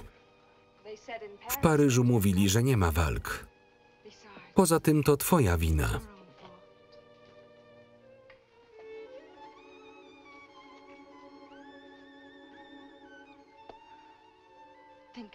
Pomyśl o listach, jakie mi pisałeś. Codziennie.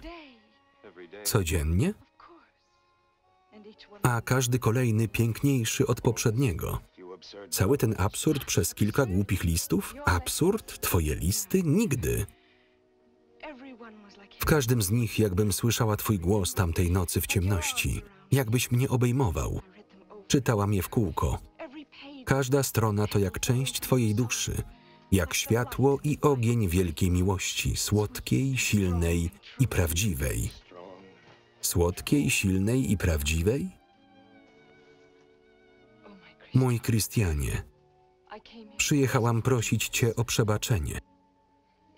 To właściwy czas na przebaczenie, bo wkrótce możemy zginąć. Wybacz, że byłam tak próżna i kochałam Cię tylko dlatego, że jesteś przystojny. Teraz kocham Cię za to, kim jesteś. Roxanne, jak musiałeś cierpieć. Zobaczyłeś, jaka byłam frywolna i bezmyślna. Być kochanym za okładkę? Za zwykłe ciało, w którym chodzisz? Dla duszy takiej jak twoja to musiała być tortura. Nie. Rozumiem. Nie możesz w to uwierzyć.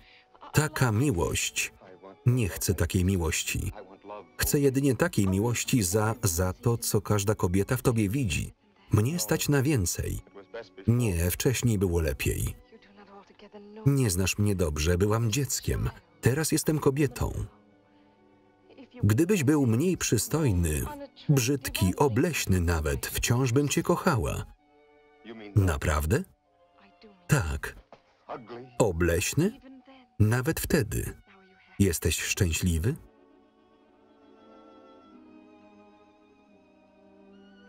Tak. O co chodzi? Nic. Cyrano. Ma ci coś do powiedzenia. Dokąd idziesz? Za chwilę wrócę.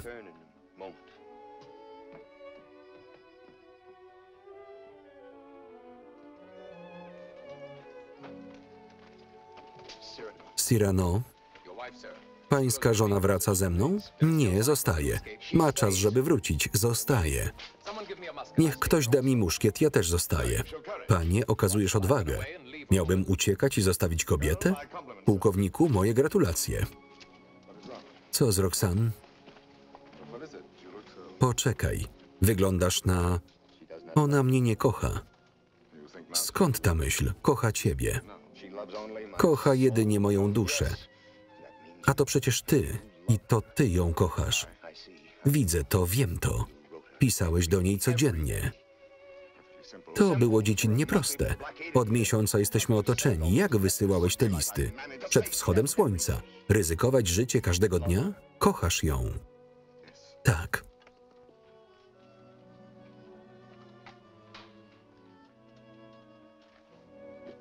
Więc jej to powiedz. Nie. Dlaczego nie? Popatrz na mnie.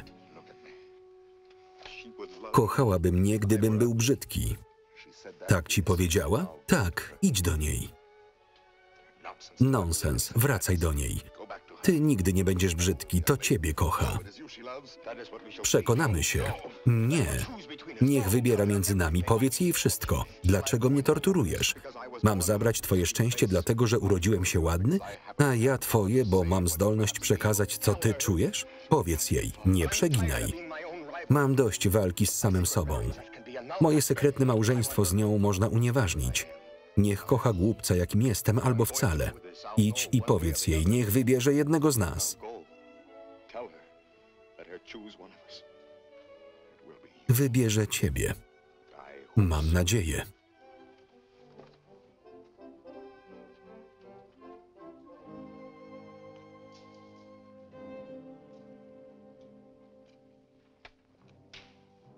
Kapitanie. Hiszpańskie pochodnie. Zaczyna się. Potrzebuję zwiadowcy. Gdzie Cyrano? Ja pójdę. Nie, chłopcze, on zna teren, wie, gdzie są okopy. Ja też. Pozwól mi iść. Musimy wiedzieć, skąd nadchodzą, ich ciężkość i liczbę. Rozumiem.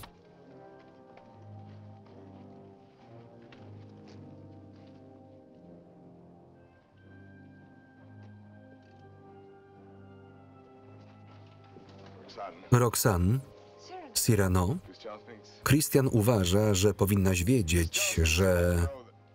Wiem. Wciąż wątpi w to, co przed chwilą mu powiedziałam. To była prawda? Tak. Kochałabym go nawet wtedy, gdyby był... Ciężko ci to przy mnie powiedzieć? Śmiało, nie urazisz mnie. Brzydki? Nawet wtedy bym go kochała. Oszpecony? Tak. Nawet groteskowy? Jakże mógłby być groteskowy? Czy wtedy też byś go kochała? Tak, może i bardziej. Co to? Już walczą? Co się dzieje? Hiszpanie atakują, ale wciąż jest czas. Gdzie Christian? Na wale. Oczywiście. Co chciałeś mi powiedzieć? Roxanne, pierwszy raz w życiu brakuje mi słów. Christian prosił mnie...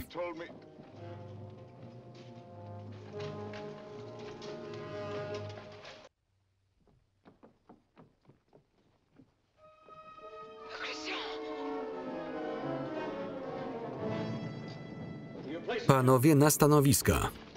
Nie żyje? Nie, ale umiera. Nie pozwolę mu. Cyrano, czy... Tak, przyjacielu. Powiedziałem jej. Kocha ciebie. Roxanne? Tak, kochany?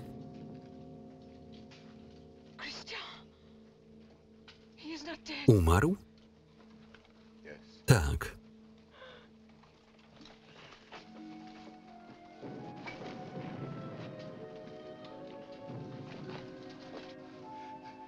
Musisz już iść. Naprawdę umarł? Nikt poza tobą go nie znał. Czyż nie był bohaterem? Najmężniejsze serce. Poeta. Dusza tak wielce delikatna. Tak, Roxanne. Ale teraz nie żyje. Ja też. I moja miłość nosi po mnie żałobę i nie wie. I nigdy się nie dowie. Zabierzcie ją stąd. Czekajcie. List przy jego sercu.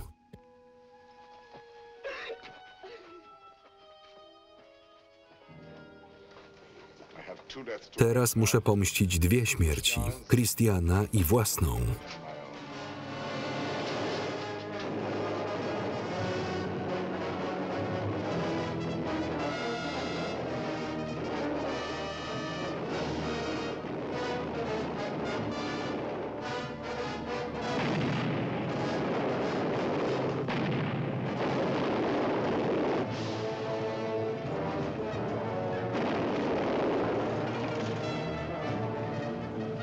Ognia!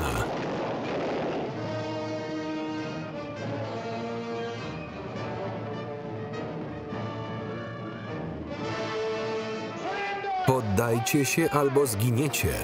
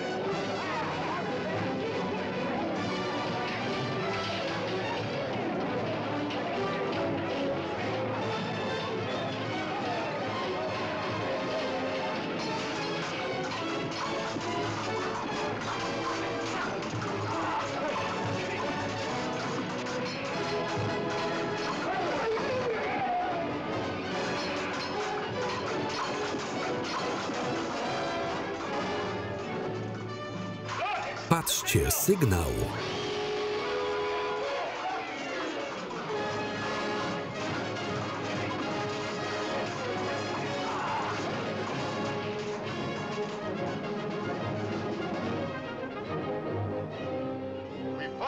Walczyliśmy, ginęliśmy i znów walczyliśmy. Kim są ci ludzie, którym tak śpieszno umierać, wołał Hiszpan. Wciąż nadciągali. Wszystko zdawało się stracone i wtem usłyszeliśmy trąbki naszych i bitwa została wygrana. Szczęściarz z pana de Bergerac. My tu tracimy młodość i nie ma nadziei na wojnę. Zdałem sobie sprawę, że oboje jesteśmy głupcami, ale ja bardziej, bo jestem starszy. Co więcej, wszystko, co wam powiedziałem, to kłamstwo.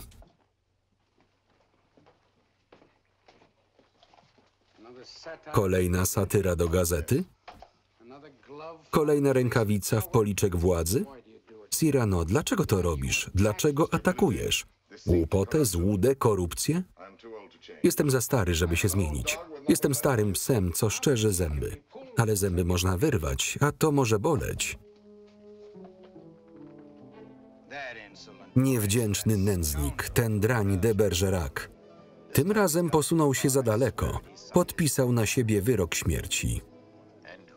Któż go wykona? Jego szabla jest wciąż potężna. Jest wiele sposobów na uśmiercenie człowieka.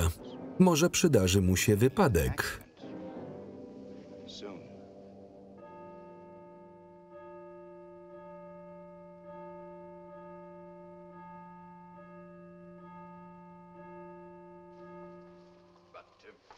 Powiedz pani, jak długo jeszcze tu będziesz w żałobie?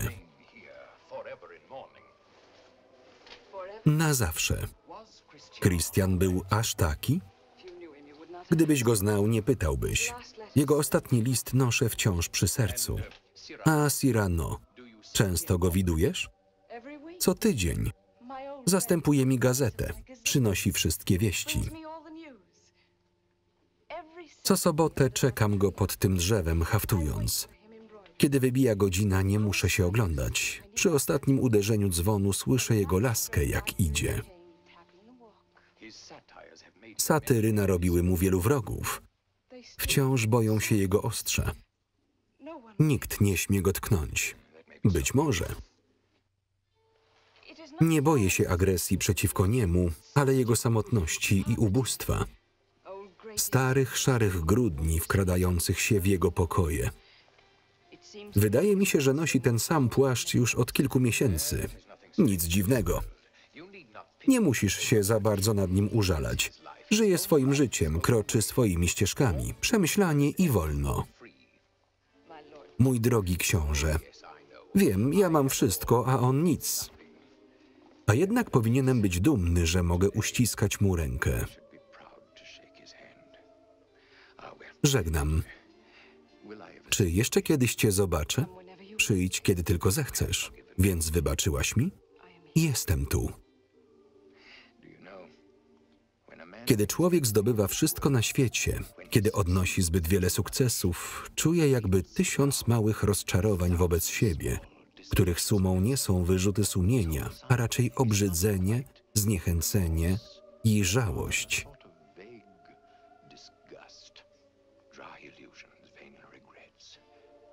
Od czasu do czasu podziwiam twojego Cyrano. Twój sentyment mu schlebia.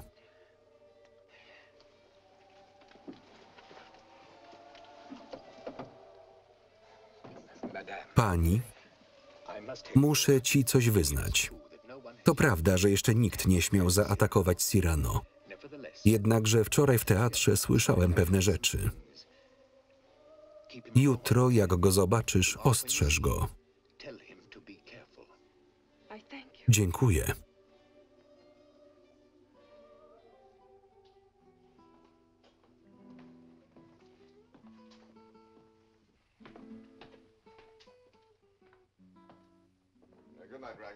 Dobranoc, Ragenu. Już wychodzisz? Nie zjesz ze mną kolacji? Wybacz, mam wielką pieczeń, która na mnie czeka i wino od wydawcy. Widziałeś najnowszą sztukę Moliera? Nie. O co chodzi? On ukradł od ciebie scenę. Tę z co on do diabła tu robi? Bezczelnie ją ukradł. Przynajmniej pokazał gust.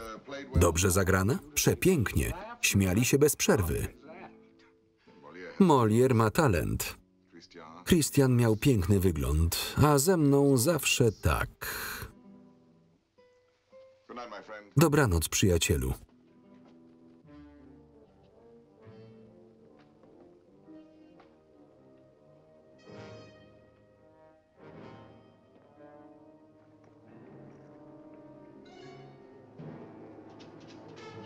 Stać.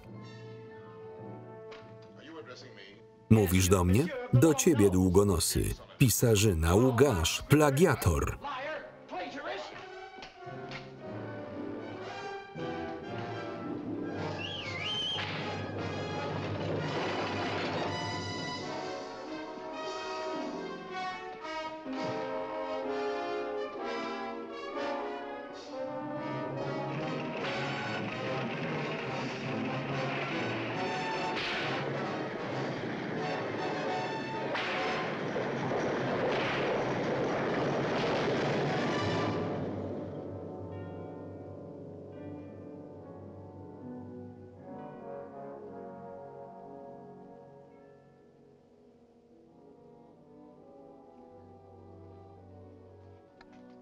Doktorze, nie będę udawał.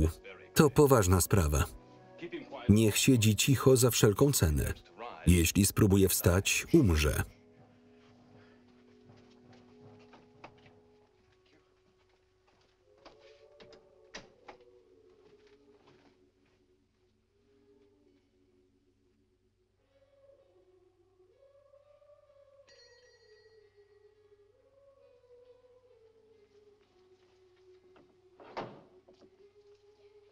Monsieur, siostro.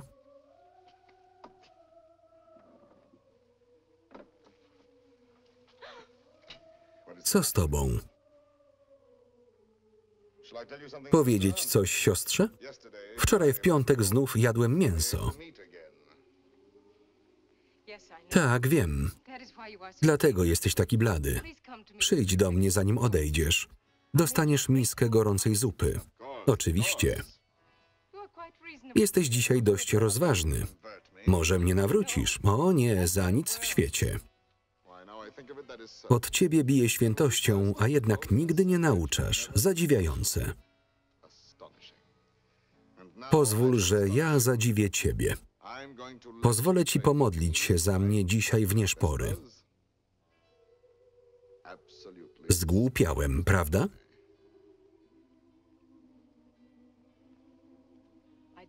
Nie czekałam na pozwolenie.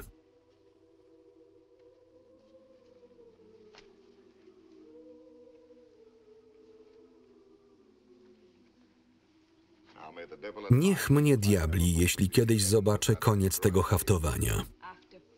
Po 14 latach pierwszy raz się spóźniłeś. Tak, straszne. Zatrzymał mnie gość. Niespodziewany. Stary przyjaciel, a raczej stary znajomy. Odprawiłeś go? Na razie tak. Powiedziałem, dziś sobota, jestem umówiony. I nie mogę tego przegapić, nawet dla ciebie. Wróć za godzinę. Twój przyjaciel będzie musiał poczekać. Nie wypuszczę cię do wieczora. Może będę musiał iść trochę wcześniej. Opowiedz mi teraz wieści z dworu, moja gazeto. Zobaczmy.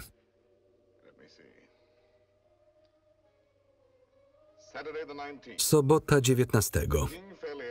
Król zachorował po 8 dokładkach marmolady z winogron. Od teraz marmolada winogronowa nie będzie podawana na dworze. Niedziela. Królewski puls wrócił do normy. Poniedziałek. Wszyscy mówią o wielkim sukcesie sztuki Molièra. Wtorek. Król zachorował po 6 dokładkach kandyzowanych kasztanów. Kandyzowane kasztany nie będą podawane na dworze. Środa. Comte de Firs rozmawiał z panną de Montglat. Powiedziała nie. Czwartek. Nic. Piątek. Pani de Montglat powiedziała tak. Sobota, 25. Cyrano, co się dzieje?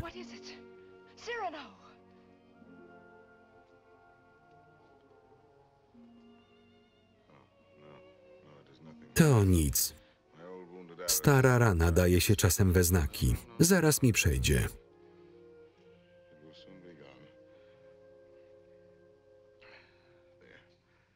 Już przeszło. Wszyscy mamy nasze stare rany.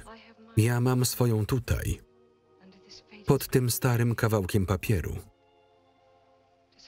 Ciężko już to przeczytać. Tyle rozmyć i łez. Jego list? Obiecałaś mi, że kiedyś mi go przeczytasz. Chcesz? Chcę. Dzisiaj.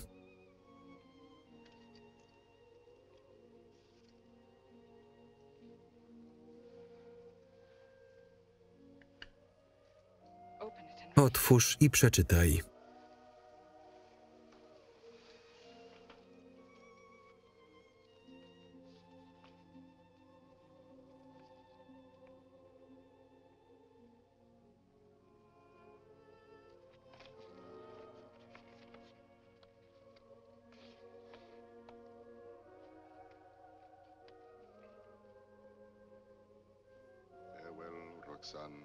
Żegnaj, Roxanne, bo dzisiaj umrę. Na głos? Wiem, że to będzie dziś, moja ukochana. Serce mam tak ciężkie od niewypowiedzianej miłości. I umrę, nie wyznawszy ci jej. Nigdy już moje oczy nie będą upijać się jak winem twoim widokiem. Nigdy więcej spojrzenie, które jest pocałunkiem, nie będzie śledziło twojego powabu. Kiedy to czytasz, wspominam, jak odgarniasz loki ze swojego czoła i moje serce płacze. Płacze i płakać nie przestaje. Żegnaj, ukochana, najdroższa, mój skarbie. Już kiedyś słyszałam ten głos, ten ton. Nigdy nie będę daleko. Nawet teraz nie zostawię cię. Na tamtym świecie wciąż będę jedynym, który cię kocha ponad miarę.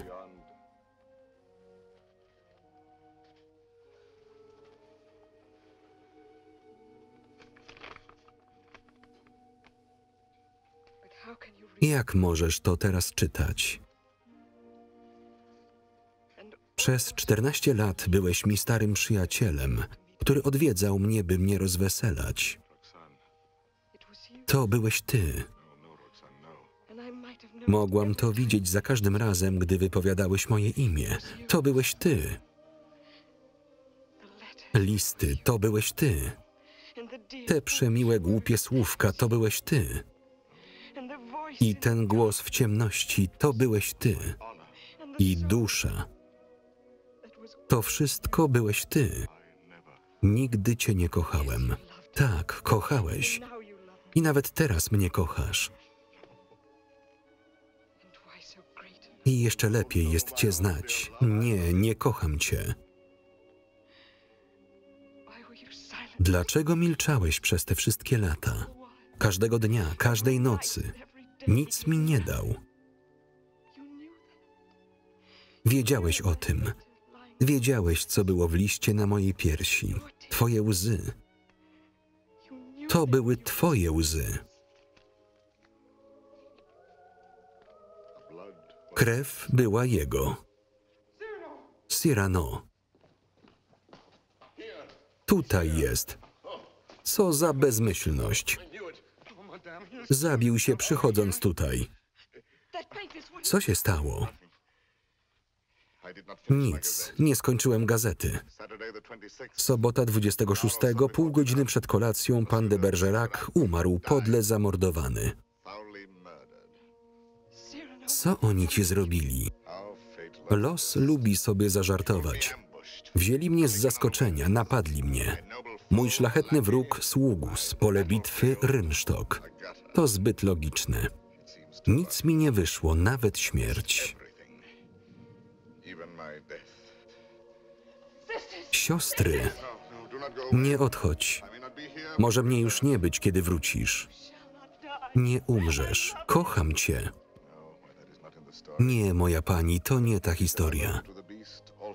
Gdy piękna powiedziała kocham cię do bestii, jego brzydota rozpłynęła się magicznie, ale jak widzisz, wciąż jestem taki sam. I ja uczyniłam to tobie. Ty? Nie. To wszystko moja wina. Przeciwnie.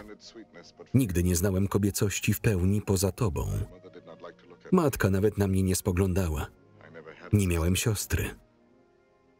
Później bałem się wszystkich tych piękności z kpiną pod uśmiechem. Ale dzięki tobie miałem przez całe życie tylko jedną jedwabną suknię w głowie.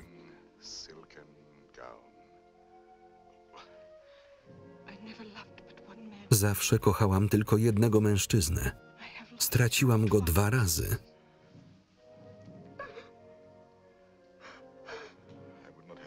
Wolałbym, żebyś opłakiwała szlachetnego Christiana. Ale może o jedno tylko cię poproszę. Bo kiedy wielkie zimno wchodzi mi w kości, będziesz mogła nadać kolejne znaczenie swoim wdowim modłom. Łzy, które za niego przelejesz, niech choć w części będą też i za mnie. Ukochany. Nie, nie tu, nie kładę się.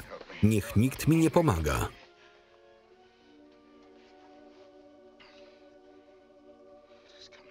Nadchodzi. Czuję się ciężki jak marmur. Jak okuty ołowiem. Niech przyjdzie stary przyjaciel. Znajdzie mnie na nogach i z mieczem w dłoni. Ma zwidy. Widzę go już, uśmiecha się. Patrzy na mój nos. Gdzie jesteś? 100 przeciwko 1? Teraz pamiętam. Moi dawni wrogowie. Uprzedzenie, kompromis, tchórzostwo. Poddać się nigdy.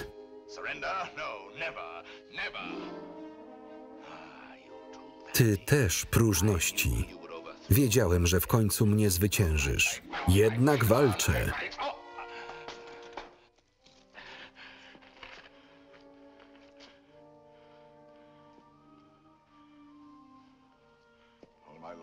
Wszystkie moje laury zostały rozdarte.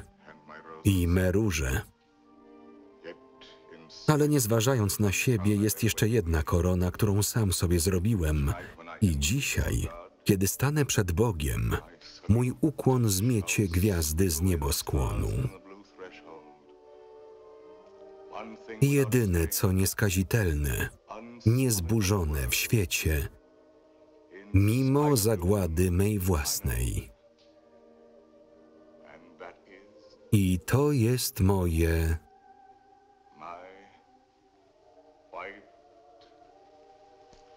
białe pióro.